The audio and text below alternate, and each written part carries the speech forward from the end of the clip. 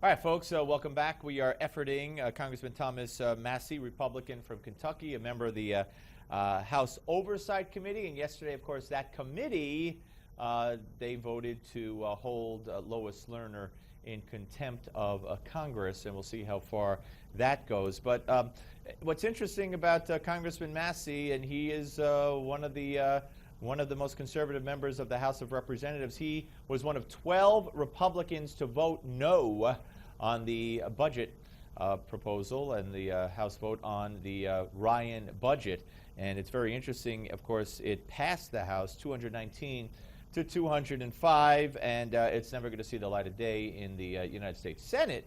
But as I said, he was one of a dozen who bucked the trend of the Republicans and went against leadership and voted no. So we will certainly talk to him about that. We'll also talk to him about the IRS scandal and what his committee did yesterday and the vote that went along party lines and the accusations that the ranking member of that committee, Elijah Cummings, is in cahoots and has been in cahoots to some extent. Emails have indicated with Lois Lerner. Joining us now is Congressman Massie. Welcome, Congressman. How are you doing? Thanks I'm for fine. having me on. My pleasure. Thanks for coming on. All right, so let's start, if we can, with your vote against the Ryan budget. You were one of 12 Republicans who chose to do that, and I know you said that if it went farther on various aspects, you would have voted for it. How so?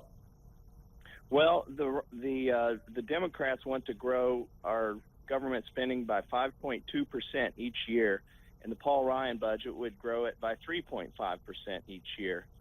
And most of my constituents are not satisfied that limiting the growth of government to 3.5% each year is fiscally responsible enough to get us to balance.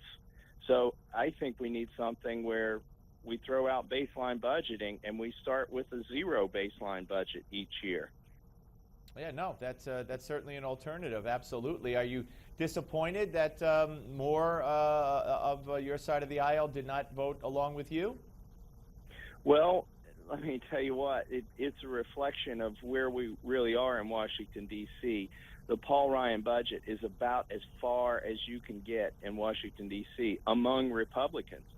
So even though Republicans are in the majority, conservatives are not. We need to keep that in mind. And I would like to applaud Mr. Ryan for some of the reforms that he's got in his bill. He's taken a lot of flack for them, but that's just the start.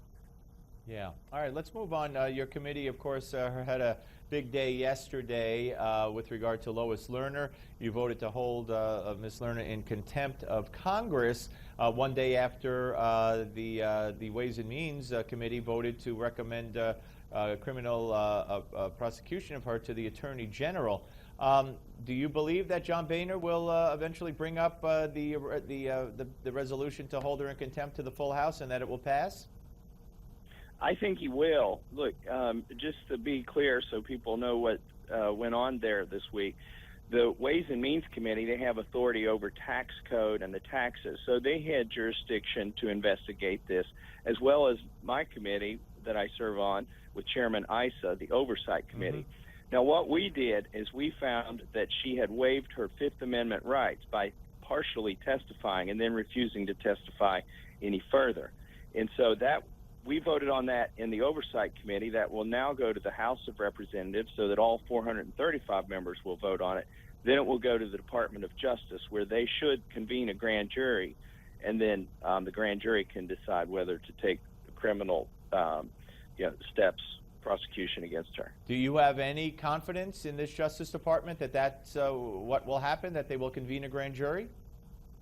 Oh, my goodness. I don't have a whole lot of confidence in Eric Holder. I will tell you that. In fact, there's a bill with 19 of us on it, a piece of legislation. It's actually a resolution to impeach Eric Holder because we believe that he's derelict in his duty to uphold the law. And so we have 4 articles of impeachment against him. I don't have a whole lot of faith that the Department of Justice is going to serve justice. Now, we had Congressman Jack Kingston on at the top of the show, and he said that he supports a special prosecutor for not only the IRS scandal, but also for Benghazi. But again, unless I'm mistaken, that has to come from the president or the attorney general, correct? That's correct. That's an administrative branch investigating the administrative branch, or the executive branch, if you will. So, there's still more things that we can do within the Oversight Committee, and I think we need to pursue all of those. How about especially on Benghazi, do you favor what word am I looking for? The super committee, in effect, the select committee, which John Boehner has so far said no to? Well, let me tell you what. I asked Congressman Issa, the chairman of the Oversight Committee, if we should do a select committee or not. He is not in favor of that, and he compelled me that maybe I shouldn't be, although I've co-signed the letter asking for a select committee. The one problem with the select committee is all of those members will be chosen by the leadership.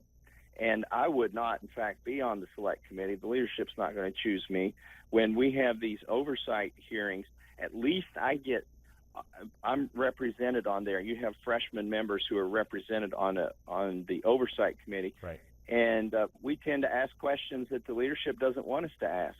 And I think that's important. When you get to a select committee, that's a hand-picked committee for people that will probably go along with the script a lot more. Well, I'd say I'm glad you brought that up, and I respect you because you do buck the trend. You're not afraid to vote against leadership, as you did with the Ryan budget, and as you did in January for the re-election of Speaker Boehner. You were one of 12 Republicans there. Interestingly enough, I don't know if it was the same 12 as the Ryan budget, but 12 of you also voted against Boehner's speakership. And there was a piece in National Journal yesterday that talked about. They frame it as a conspiracy, if you will, to have Boehner's speakership ended at the end of November. Are you one of those talking about replacing Speaker Boehner at this point? I think there was a lot of hyperbole and speculation in the National Journal article. I am not aware of any coordinated activity about picking a new leadership at this point.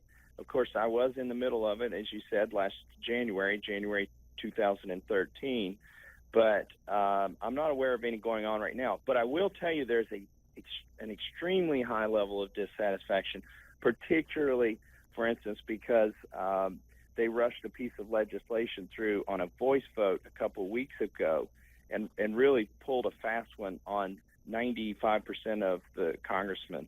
With regard to what? What was that? It was a Medicare bill. This is no small bill. This was a $6 to $12 billion spending bill. It wasn't renaming a post office. Right, and they told us that we were all going to have a vote on this bill. And they said, and it kept delaying the time for the vote. And they said, stay tuned. We'll have the vote shortly. The House is in recess.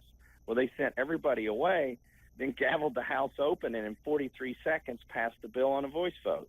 Wow. Yeah. So that's not just something that's isolated. I know there's a lot of unhappiness among people with your mindset and others I've spoken to on this air against the leadership. Yeah, and it's not isolated. There are some of us, 12 of us, who did not vote for the current leadership in the Republican Party.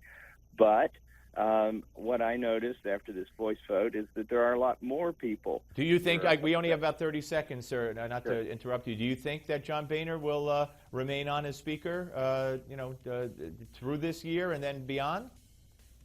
I think only Speaker Boehner knows that. I believe he'll stay on throughout the whole year. I don't think there'll be any changes mid-year, but only Speaker Boehner knows if he's going to run January 3rd, 2015. All right. I appreciate it, Congressman. Thank you very much for joining us, and we look forward to having you back. Congressman Thomas Massie, ladies and gentlemen, from the great state of Kentucky, here on the Steve Malzberg Show on Newsmax Television.